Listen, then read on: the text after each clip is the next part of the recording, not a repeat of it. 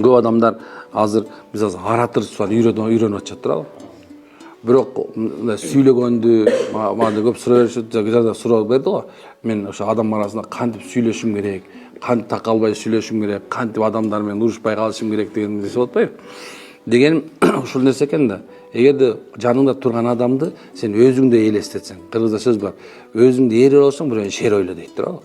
Демек жаныңда адамды ылдый кылбай же өйдө кылбастан өзүң менен теңдей сезсең, анда эч качан субханалла менекен адам менен уруш, жаңжал, чатак болбойт.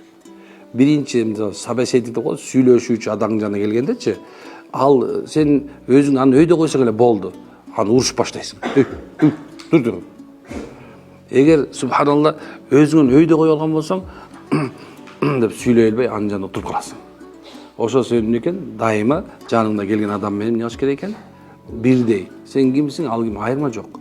Биз мисалы жаңы сүйлөп баштаган мезгилде мен жанында ким отурсун, алым болсун, залым болсун, ким отурган болсо дагы субханалла менекен баардыгын бирдей карап кое бересиң.